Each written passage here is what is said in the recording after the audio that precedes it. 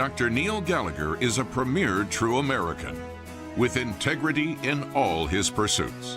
His key goal is to help others take responsibility for their financial future. His life's passion is to help people retire safe, early, and happy. Steeped in history, Dr. Neil Gallagher earned his Ph.D. from Brown University. He received his financial license and began working as a broker with firms in New York and St. Louis.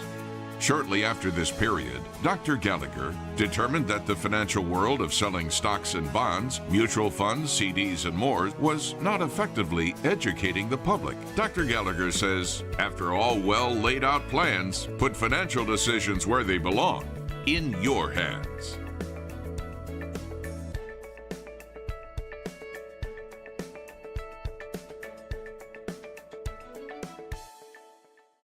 If you'd like to earn CPE credit for listening to this episode, visit earmarkcpe.com. Download the app, take a short quiz, and get your CPE certificate. Continuing education has never been so easy. And now, on to the episode.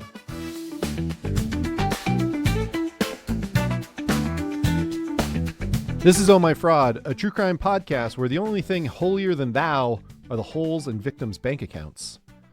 I'm Caleb Newquist. Hey, how's it going? I'm mostly fine. I hope you're doing well. I can't complain. I'm still proving to be pretty useful.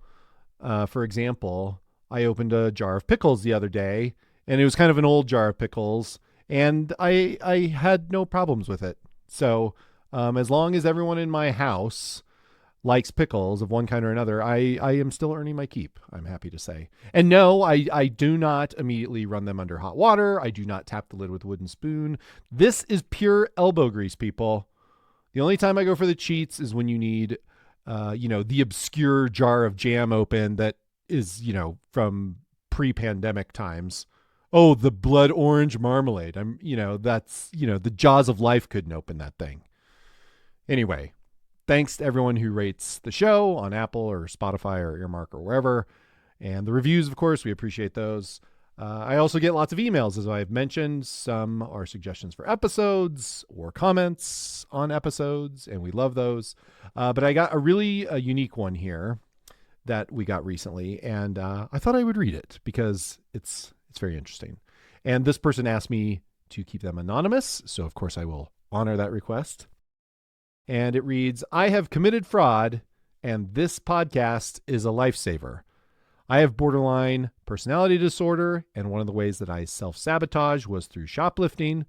I always knew there was a chance of getting caught, but I couldn't stop myself. One day, it finally escalated to the point that I reallocated a small amount of funds to myself from a low balance account that I was sure the business I work for had forgotten about. What you all talk about is true. I had the means, motive, and opportunity. There were no internal controls, and everyone trusted me because I was good at my job. Luckily, the guilt was so overwhelming that I returned the money as soon as possible. And after talking to my therapist, admitted my wrongdoing to the company. I was let go, but thankfully, because I made things right and reported myself immediately, they didn't press charges. I knew I needed to ensure I never made that decision again, but I didn't know how. As I said, my BPD manifests in self-sabotaging behavior, and it certainly isn't rational. Then I discovered this podcast, and it saved me from a lifetime of temptation and misery.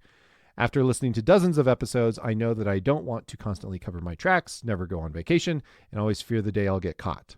The guilt and shame I felt after my first time were enough to know that I don't want to face the consequences and humiliation that major fraud brings. The best antidote was an episode where you discussed the varieties and nuances of fraud that I had never considered. I've learned that honesty and transparency are the best ways to avoid the slippery slope to fraud. And I've decided that, at least for now, I shouldn't be in a position where I manage money and to make sure internal controls are in place for my and the business's well-being if I ever do. I guess you stopped fraud in its tracks. So, there you go. Let it never be said that this podcast is only good for earning CPE or making the laundry slightly more bearable. We have our first piece of anecdotal, unconfirmed evidence that Oh My Fraud prevented a fraud, or maybe even multiple frauds. You live to see the day, my friends. So there you go. Anyway, if you have listened to this podcast and scuttled your plans to commit a brazen fraud, email me at ohmyfraud@earmarkcpe.com and tell me all about it. And just a reminder that Greg Kite and I will be presenting at the New Jersey Society of CPAs Convention and Expo on June 5th in Atlantic City. So if you want to catch that, get yourself to Atlantic City in June. There's a link to the New Jersey show's page in the show notes. And if your organization or conference needs a live presentation on fraud or ethics, or you need a webinar on those topics, then that's how you get Greg and I in the same room, virtually or otherwise. Not that we're not speaking. It's just that will get us in the same room. That's how you do it. That's the easiest way to do it. Email ohmyfraud@earmarkcpe.com to get more information on pricing and availability. Okay, that's all the business. Let's get into our story.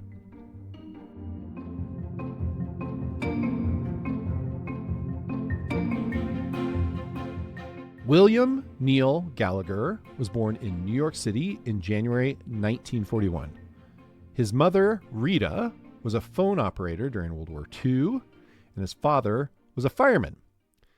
Gallagher also had an older brother, but after his father abandoned the family, his mother moved he and his brother to Massachusetts, where she grew up. She remarried when she was there and had another son. Gallagher's stepfather was a diabetic and a drinker who died when Gallagher was 15. After graduating from Rhode Island College, Gallagher joined the Peace Corps, and while teaching English in Thailand, met an American missionary, which eventually led to Gallagher becoming a devout Christian. When he returned to the United States, Gallagher moved to Texas, studied to be a preacher, got married, and eventually earned master's degrees in religion and philosophy. Eventually, he enrolled at Brown University to earn a Ph.D. in philosophy. His thesis title? The Concept of Blame. But after completing his Ph.D., Gallagher struggled to find a job in academia. He chalked it up to affirmative action because, yeah, sure, okay. Anyway, Gallagher and his family ended up moving to Mississippi, where he worked at a Christian nonprofit called the American Family Association, and then on to Memphis, where he worked as a securities broker for Dean Witter Reynolds and then A.G. Edwards. It was his experience working for these big brokers.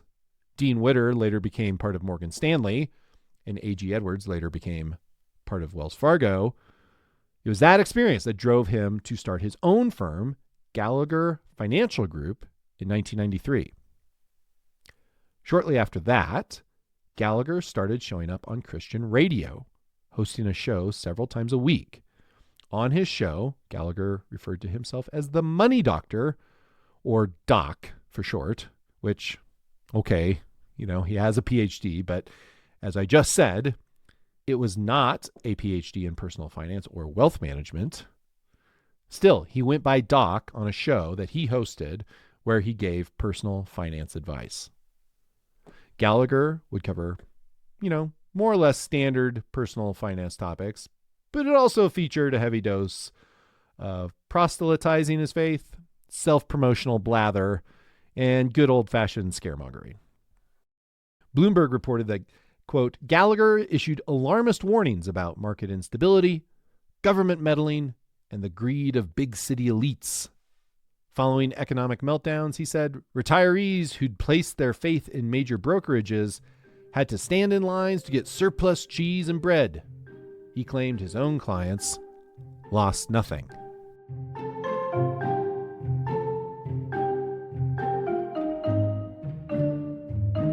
We've talked about marketing on this show a couple of times. Marketing, as you may know, or if I'm being honest and somewhat cynical, is someone trying to get you interested in buying something. Or put another way, someone trying to sell you something. It's someone trying to sell you something. Now, in any society where you have somebody who wants to sell something and someone else wants to buy something, there's going to be marketing, right? Like in a very crude system, this is like the fishmonger at the local market bragging about how fresh their fish is. Fresh fish, fresh fish. You're never going to get fresher fish than this. Step right up. That's marketing, kind of. But in a capitalist system like America's, however, marketing is like a whole thing. It's a field. It's a career. Colleges teach about very sophisticated methods of how you get people interested in a thing so that you will later buy this thing. And marketing methods kind of run the gamut. Part of the reason for this is that all kinds of people buy goods and services for all kinds of different reasons. And one effective method of getting people to buy goods and services is when a person sees a product, service, or business that shares their quote unquote values. In America, you can frequently see this done through Christian marketing. And if you're not familiar with that concept, it's just what it sounds like. Marketing that uses Christianity to appeal to potential customers. Now, this is a little hilarious because, as you may or may not know, there's a story about the cleansing of the temple. This is when Jesus was in Jerusalem for Passover, and he got pissed off because he saw a bunch of merchants in the courtyard at the temple.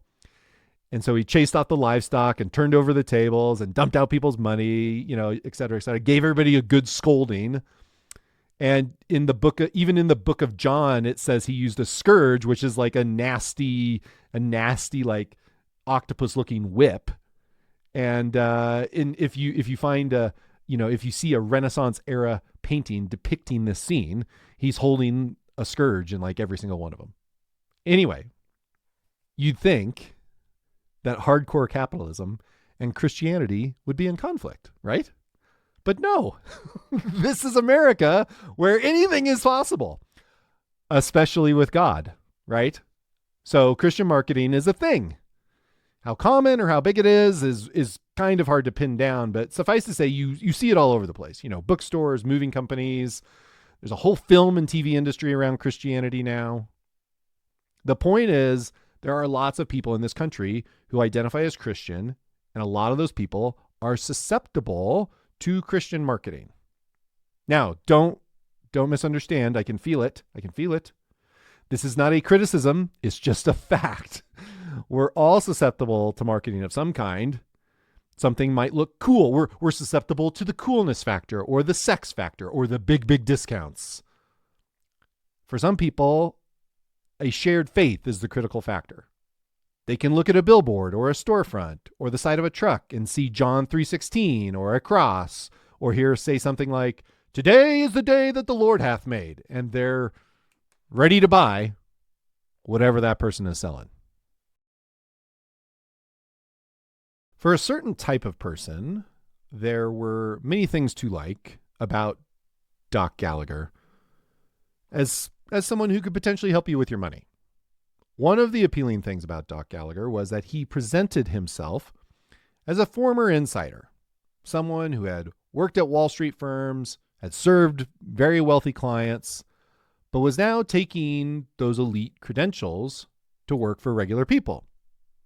"We don't work for Los Angeles, Chicago," he would say. But because he had been in that elite world, he knew people. He used photo ops in his marketing that included him with Hall of Fame pitcher Nolan Ryan, mega church pastor Joel Osteen, politicians like former Texas Governor Rick Perry and former Arkansas Governor Mike Huckabee, among other people. Something else that Gallagher called attention to was his Ph.D. As I mentioned earlier, he fashioned himself Doc, which, just for the record, and maybe I've said this before, but I do not, as a general rule, trust people who give themselves nicknames. Nevertheless, the perception he was creating was that, one, he was a folksy everyman, but also highly educated and intellectual. He had authored multiple books, including titles such as The Money Doctor's Guide to Taking Care of Yourself When No One Else Will, and Jesus Christ, Money Master. Yes, then there was the Jesus. Yes, Gallagher's frequent religious overtures gave many in his audience comfort. He cared. He was trustworthy. He was a man of character. A man of God, they would say. This endeared him deeply with his clients. He would visit clients at their homes, have dinner with them, he would pray with them, send them gifts. Overall, Doc Gallagher's message was that he wanted to empower people to take responsibility for their financial success. Quote, with less government, more personal responsibility, and with the help of God, he would say, we can make a better world.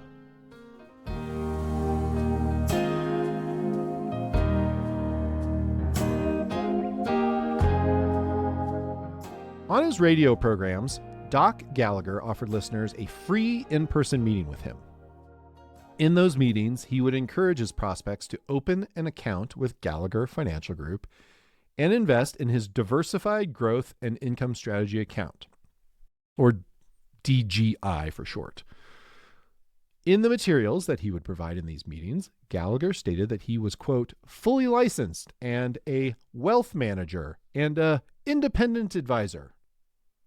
Gallagher Financial Group promised to focus on providing clients with the highest quality of asset management services.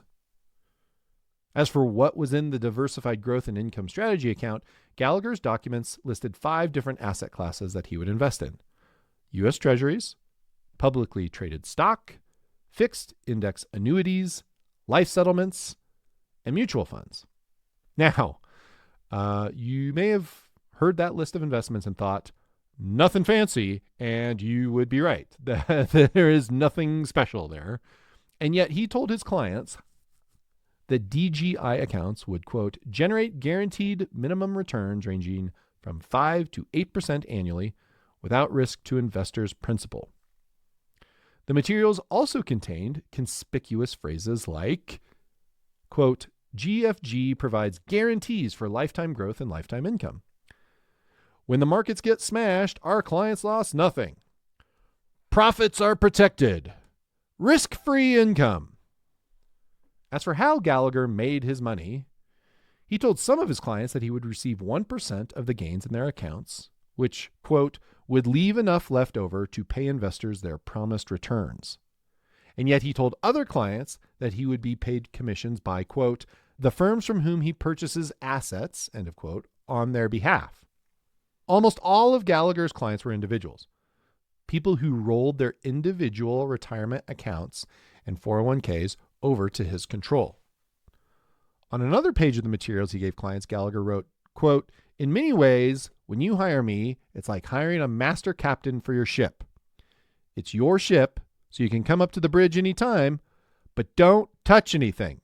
It's my job to get you safely through the storms and into port.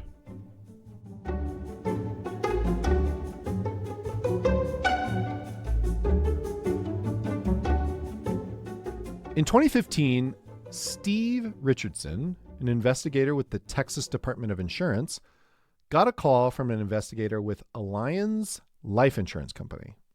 The Allianz investigator told Richardson that the company had gotten numerous requests from a William Neal Gallagher to make withdrawals from annuity investments on his client's behalf. In one case, early withdrawals would have triggered large penalties. A relative of the client, who had power of attorney for the account, told Allianz that he had not authorized the withdrawals. As a result, Allianz didn't release any funds to Gallagher. The whole situation struck Richardson as strange, so he opened an investigation into Gallagher, starting with subpoenas of his bank records. And what he saw immediately got his attention. Bloomberg reported that the records, quote, showed several large deposits that were each followed by a few dozen withdrawals, often cashier's checks made out to Gallagher Financial Group clients, end of quote. And then, quote, many of those checks were then redeposited into the same account, end of quote. So let's review that step by step, just in case you didn't follow. Large deposits into Gallagher's accounts. These are big deposits of money collected from new clients, followed by dozens of withdrawals that were usually cashier's checks made out to Gallagher's clients. These are the returns that Gallagher had promised his previous clients. That's followed by cashier's checks then being redeposited into Gallagher's account. This is Gallagher's clients taking their gains and putting them back with him.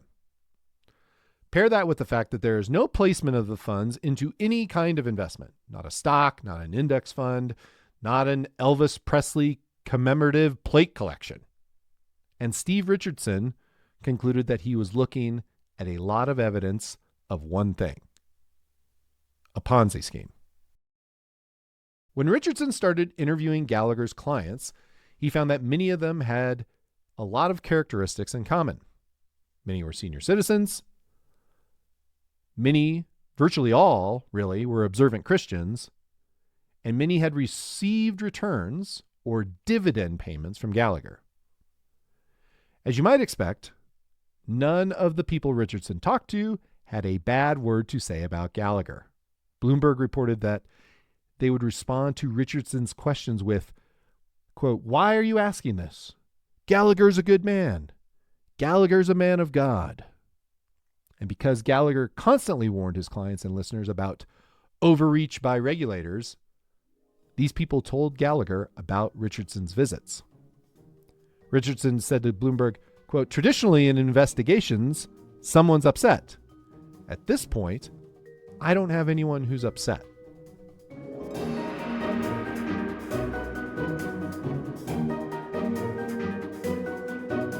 Richardson's case went nowhere for more than 2 years.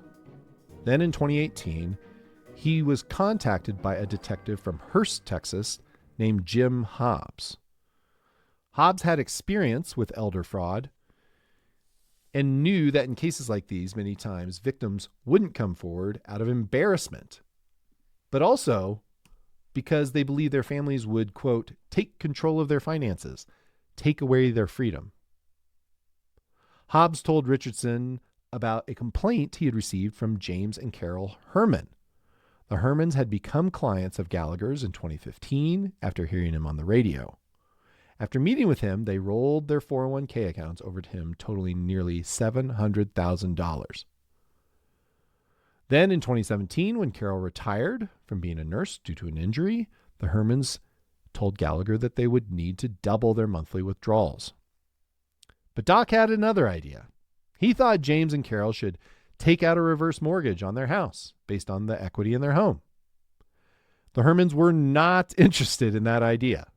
And when Carol called Gallagher shortly after that meeting to request a $100,000 withdrawal, he continued to resist. Quote, "Every time I would call and ask questions, he'd send flowers, candy, a fruit basket. He told us that he wanted to send us on a trip to the Holy Land." The Hermans were finally able to pin Gallagher down and wrestle $100,000 out of him.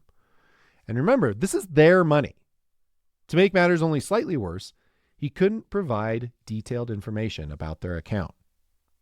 That's when the Hermans contacted Detective Hobbs.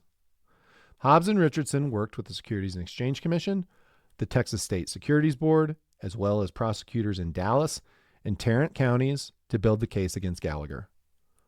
Almost everyone they talked to about Gallagher had an identical story. By March of 2019, there was a mountain of evidence of fraud perpetrated by Gallagher, and the SEC filed its complaint against him on March 7th. It accused Doc Gallagher, the man of God that so many people trusted, with orchestrating a $20 million Ponzi scheme.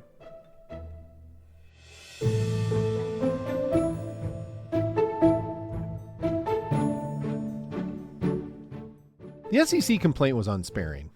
Gallagher had brought in between $20 million and $30 million in deposits since at least 2014.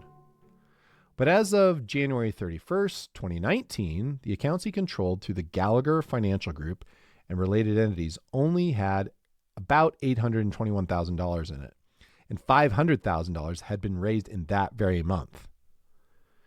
He was soon charged criminally with securities fraud and money laundering in Dallas County and later Tarrant County.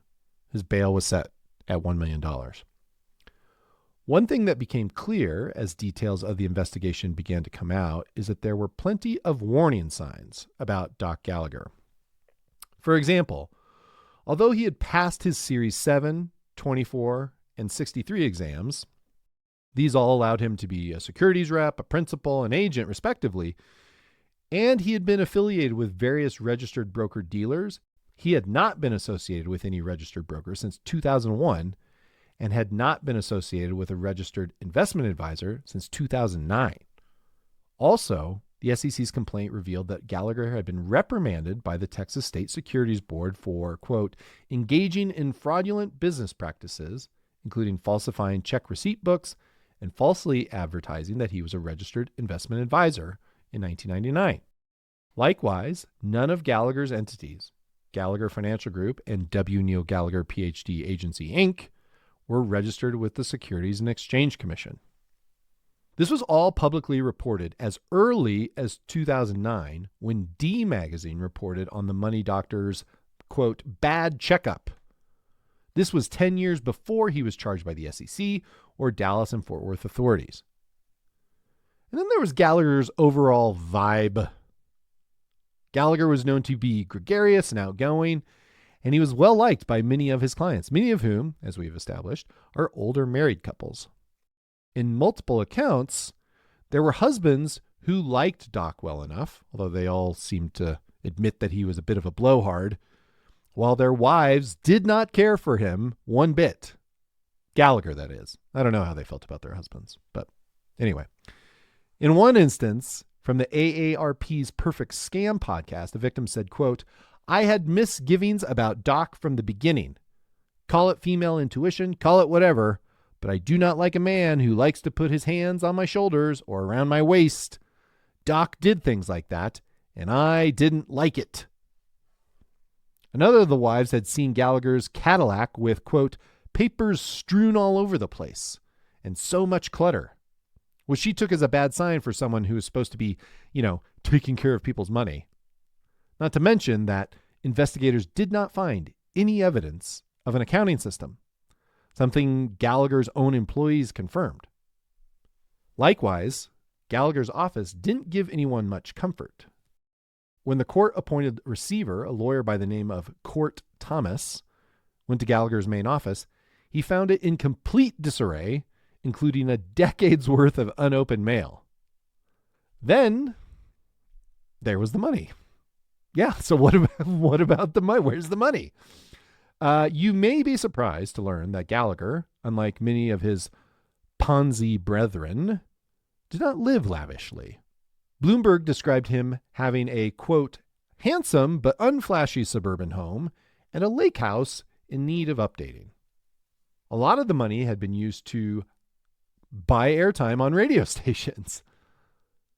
Court Thomas was able to recover $6 million from those stations, along with small sums from vendors and nonprofits. Thomas also tracked some money to an investment by Gallagher in a, quote, fraudulent gold mining company, and also another business called Hoverlink, which, quote, first purported to be a recreational hovercraft business and later a maker of sci-fi style body armor and miracle cancer drugs. In the course of his investigation, Thomas also discovered that Gallagher had a secret office that contained a 2,400-pound safe. What was so important that Gallagher needed a safe of that size? No one knows.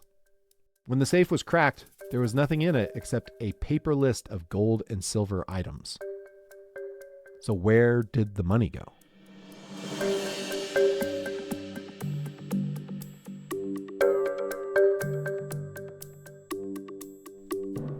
It turns out Gallagher had another secret. A lot of the money went to a woman named Deborah May Carter. She and Gallagher first met at A.G. Edwards, and then she later worked for him, and then later still at Daystar Television Network, a, quote, Christian channel that emphasizes the prosperity gospel. Gallagher's wife, Gail, had told Court Thomas about Carter, saying that she had hired a private investigator and claimed that Gallagher and Carter had carried on an affair for over a decade, which is something Gallagher later acknowledged.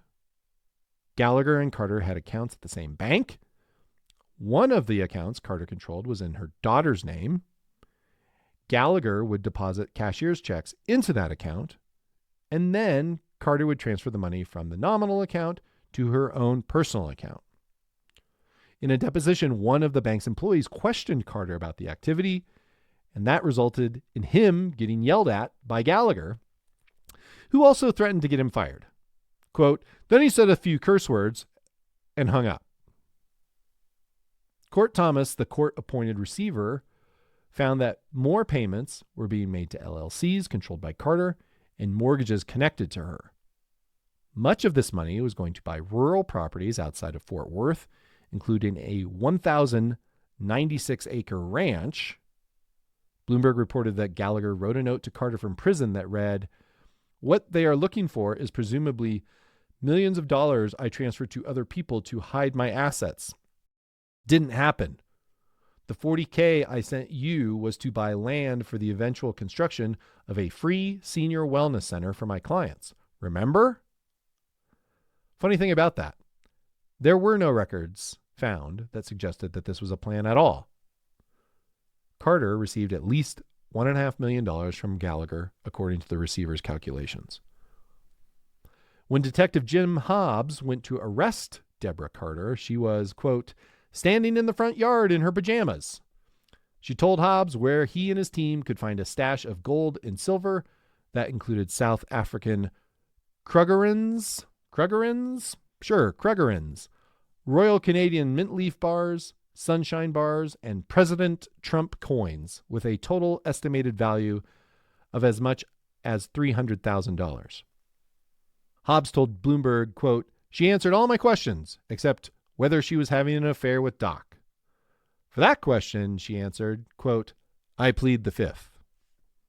In other words, she told them where the gold and silver loot was hidden, gave back the $2.8 million ranch she bought, all but admitting her involvement, but she didn't want to admit that she was banging her co-conspirator. This is hilarious and incredible. Yeah. Carter was indicted for theft, money laundering, and exploitation of the elderly. A jury found her guilty of money laundering and sentenced her to life in prison in July 2024. On March 27th, 2020, Doc Gallagher was sentenced to 25 years in prison in order to pay $10.3 million in restitution after pleading guilty to charges of securities fraud and money laundering. Then, in November 2021, after pleading guilty to further criminal charges, a Tarrant County judge sentenced him to 3 life sentences. When Bloomberg reporter Chris Pomorski visited Gallagher in prison, the convicted Ponzi schemer tried to rationalize his actions. He hated that he was being called the Madoff of North Texas and that he was borrowing the money to give to worthy causes like the North Texas Food Bank and the Alzheimer's Association. He later wrote to Pomorski and said he and Carter were buying up land around Dallas-Fort Worth. Quote, I jumped at the chance to buy that real estate, believing it would double in a very, very short time, allowing me to pay back substantial sums to clients. And then there was the money he had invested in Hoverlink, that hovercraft turned cancer cure turned body armor business. Gallagher said he was planning to make $10 million on the investment, and that's how he's going to pay everybody back. But in the end, Hoverlink was just a shell company whose CEO was Deborah May Carter. As for the victims, the court-appointed receiver, Court Thomas, is still working on recovering funds. There's an entire website dedicated to the Gallagher Financial Group receivership. A recent entry from January 29th, 2025 links to the receiver's most recent report that details its activities. So far, it has distributed $6.6 million back to Gallagher's investors. That comes to about 20% of the total he stole. Also, at the very top of the receiver's website is a short note. It reads, we have received information that one or more individuals purporting to be an FBI agent have been asking individuals for their account numbers, social security numbers, and bank account information. This is a scam. Please do not disclose your social security numbers or bank account information to anyone via email.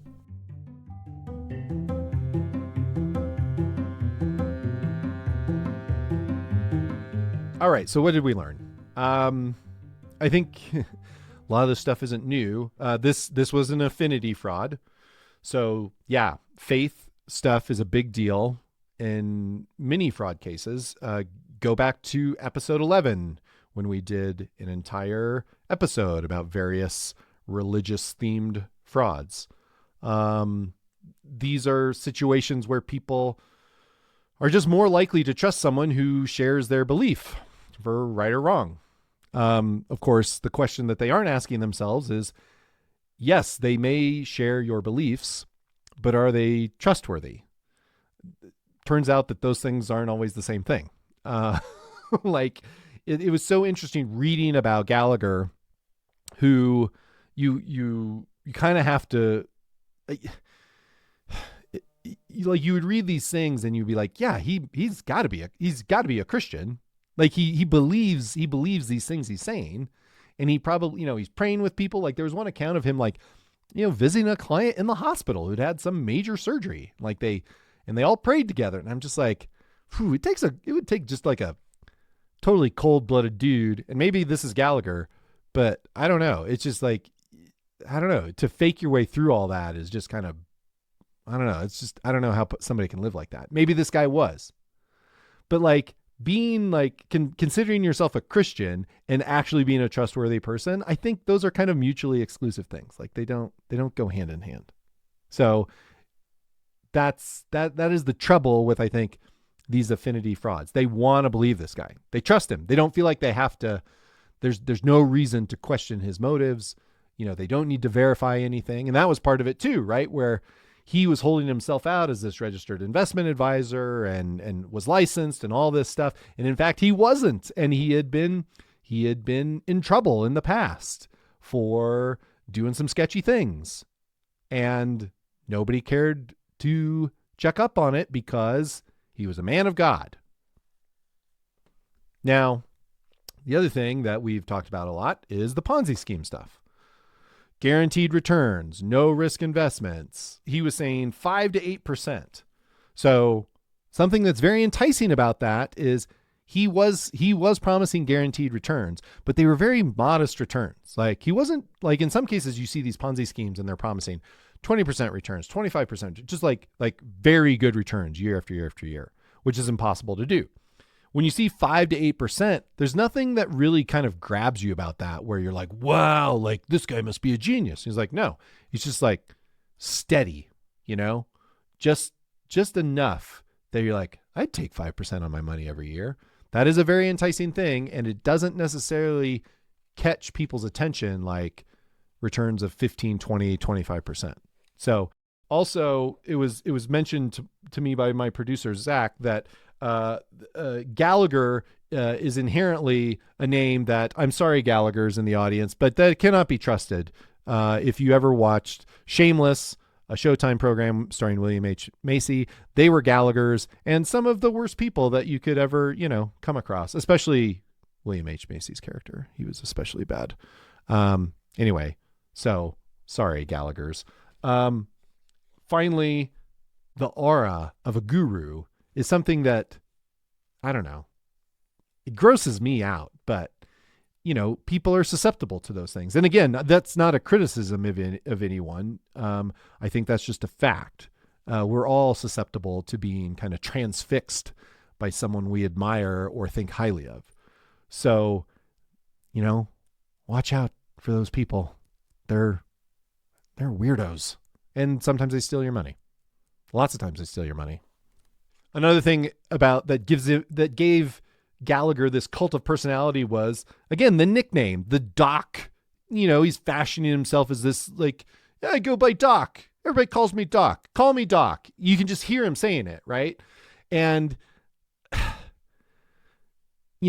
grown men don't need to go by nicknames. Okay. I don't know. Like and he gave himself the nickname. Okay. Again, I cannot express just how lame that is. Don't give yourself nicknames. It's bad form. Okay? Okay. If that's the only thing you take away from this podcast today while you're listening, this episode, just don't give yourself a nickname. Okay? All right. Thank you. That is it for this episode. And remember, if you're going to have a co-conspirator, crime will ruin the relationship. Best to keep it sexual. If you have questions, comments, or suggestions for stories, drop me a line at ohmyfraud@earmarkcpe.com or hit me up on LinkedIn. Oh My Fraud is created, written, produced, and hosted by me, Caleb Newquist. Zach Frank is my co-producer, audio engineer, and music supervisor. Laura Hobbs designed our logo. Rate, review, and subscribe to the show wherever you listen to podcasts. If you listen on Earmark, get some CPE. Join us next time for more avarice, swindlers, and scams from stories that will make you say,